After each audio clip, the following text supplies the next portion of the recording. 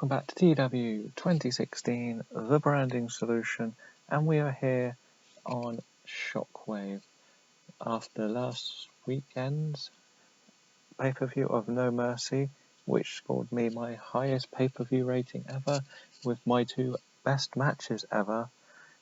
We are going to have a few new storylines starting because that pay-per-view ended two big storylines with probably my four biggest stars.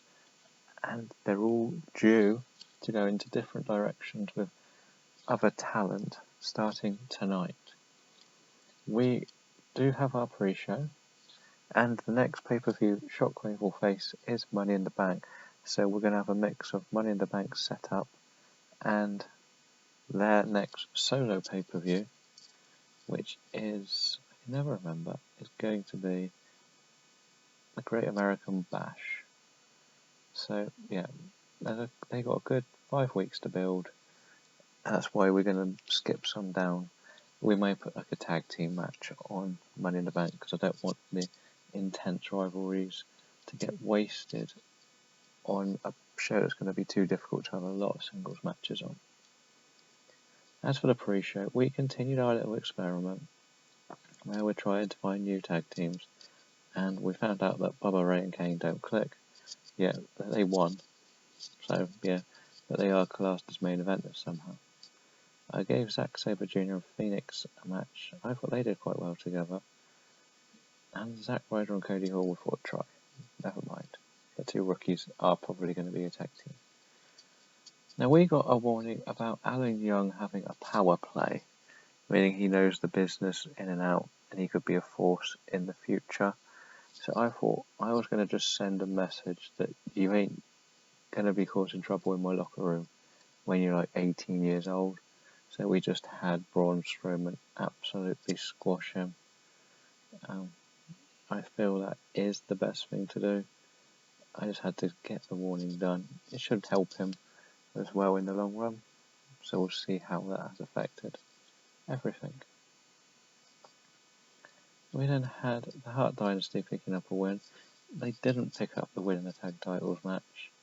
So we just put them in this match for now. There is a plan for them going forward, but I've got a lot of storylines on Shockwave. I wanted to start pushing Killian Dane a bit more. I haven't really used him or Marty since I've gone to the main roster, which the whole point was they were going to be like the muscle for William Regal's British faction. But where I got lucky and re-signed Sheamus, that hasn't really come to through. So we're going to have to take them in a little different direction for now. And we continue by trying a few other teams. And we can see that nobody clicked. Thought I'd try Koto Ibashi and Mojo Rawley as a tag team. Not a good idea. Really not a good idea. I actually gave Marty Scurll the victory in this match, even though his tag team partner was just Brady Pierce from NXT. It did what it needed to do. It's a solid rating. And we tried something new. And then we have a really good match. I thought we'd try this. Shinsuke Nakamura facing Blake from Blake and Murphy. We thought we'd see if any of these solo guys are actually any good. And it proves that they are. I'm very impressed with what happened here. So yeah, simple win for Nakamura. And I believe the final match was the Lucha Dragons picking up a win over TM61. We can see the performances from all four 50s. I'm happy enough with that. I don't think there's like Kalisto isn't motivating Sin Cara's poor gimmick. Otherwise, there's no real negatives there. Now we go into the main show. We have 100% rating, which I was surprised to see. Rusev comes out to celebrate retaining his Shockwave World Heavyweight Championship. And he says there's not a man in this locker room that deserves a shot against me. I am the greatest wrestler that this brand has ever seen. And then Austin Aries comes out and goes, you know what? I've been holding this case for a while now. And I don't want to wait for you to be beat down because that could take a while. I'm going to challenge you to a match at Money in the Bank as my cash-in. Rusev just sort of laughs and just thinks, well, that's going to be an easy win. Yeah, I've done this because I didn't really think there was going to be a way for Austin Aries to have a cash-in that made sense. Money in the Bank on the night would be a great idea to hold it for a whole year and cash it in on the night. And then potentially, and the other reason is I don't think I could give Aries the title at the moment. I don't think he's over enough. So this rivalry is going to build him up, and I can make my final decision on who will walk out with Money in the Bank with the belt. So that's the main events at Rusev's new storyline. And Austin Aries gets a win over Drew Gulak in the Shockwave King of the Ring tournament to advance him to the next day, or the next round. So he's given him a nice easy win. So his performance was only 66. That's not really good enough, and he's also got the declining physical ability. I'm not worried about the heel face thing because this happens in this tournament. So yeah, that's Rusev's storyline. So we'll see who else comes up. Here we are. We have AJ Styles. He says that he showed John Cena last night that he's the man. John Cena isn't even going to be allowed a title shot for the next, I'm going to say 18 months. Well, it just makes it sound worse. John Cena's not had a title match until at least the SummerSlam in 2018. We're in 2017. And he's just sort of gloating about that. And then Cena comes out and says, you're right, you are the man. But it doesn't mean you have to gloat like an ass. And Adam Cole joins John Cena and goes, you know what, Styles? You may have been the guy to beat the so-called big dog of this company. But there's always going to be people like me who want to beat the next top dog if you claim to be it. So Adam Cole is coming after AJ Styles.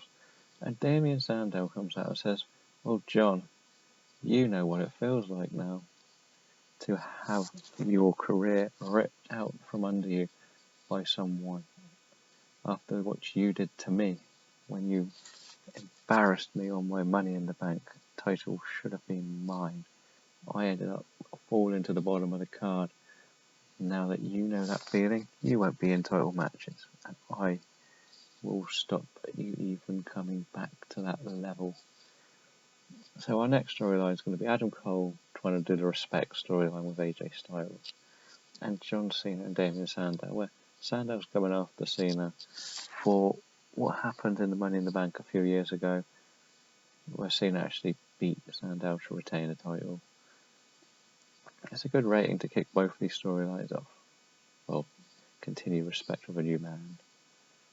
And we gave the club a victory over the Unexpected. Yeah, it had to be done. We just need them to have a nice win. In which they start a promo against the Briscoes, and the Briscoes come out. And it's like, you know what, you can have one more title shot, and then that's it. We're done with you. We need to see if there is any competition below you. Or should we say, that should be above you. So the Briscoes are digging into the club, saying that they keep getting the title shots, not letting other people have a chance. And Mark Briscoe has a new catchphrase, which is good. We then put together a 15-man battle royal to find a new Cruiserweight #1 contender. We picked Will Ospreay. He's been on a little run recently for me. I thought that is a good choice. Neville got the most eliminations, but he was the final elimination, which is crucial to everything which is going on for Neville. Yeah, we didn't want Neville to win this. I know it says he's hinting at a heel turn. We're getting there. Kenny Omega then cuts a promo on Will Ospreay, telling him just to be careful what he's wished for, because he won't be lucky enough to beat him. And then backstage, you see Neville walking past Will Ospreay and just completely blanking him, not giving him any respect, sort of saying, you think you can take him on? You haven't seen nothing yet. So we're building up this hill. We want the king of the cruiserweights level, basically. It says he's rubbish at hill work. So we have to, I'm not sure how we do this, whether it works or not, but I'm going to try it. In another Shockwave, King of the Ring, Mark Henry, squash is pretty much Aiden English. A comfortable victory for him. Shane McMahon comes out and says, well, Mr. Cesaro, you attack Sammy with a ladder? Well, maybe it's because you want in to the Money in the Bank match. Then that's fine. You two are the first two involvements. And joining you will be the future. I've made the rule that not a single former World Heavyweight Champion is going to be allowed in the Money in the Bank. So it's going to be you, Cesaro and Sammy, joined by Adam Cole, Tyler Breeze, Cody Rhodes, and the glorious Bobby Roode. So that has set up the Money in the Bank storyline, which at the moment only has Cesaro, Zayn, and Bobby Roode in. Yeah, we've got Adam Cole in there for a reason. If I'm being honest, I think I could go with 5. The only one I don't want to win is Bobby. Age thing again. So I could pick any of those 5 to win. And we could go any direction with this. It's great to have this sort of Money in the Bank on. And we just decide to throw together a tag team match. And we find out Bobby Roode and Cesaro are a good tag team. As they do pick up the win over Sami Zayn and Cody Rhodes. And Cody Rhodes is distracted by Tyler Breeze. And we can see the performances are nearly all 80s now. So yeah, I'm happy with where this is going. It's a good storyline. Bobby Roode is inconsistent, that's the only bad thing. So yeah, this is a great match, an 86, but pretty much an hour into the show match. And we then have another little back and forth between William Regal's Drew and Sheamus, and Bad News and Oblivion Max, which leads to Bad News challenging Sheamus to a match at the Great American Bash. While Drew still isn't involved in a title match yet, we can make that change soon. We had another qualifying match for the King of the Ring where Samoa Joe defeated Rampage Brown. It's a nice easy victory. As we know, he got a bit of a weakness because he didn't click with Nakamura, so that's happening here. And then we have a little promo promoting the US title between Nakamura and Okada. They sort of talk about what they've done for the years through other companies. They don't mention the names, but we know it's like New Japan. And hyping up that they met last year and they were brilliant. This year they will meet again and it'll be for gold.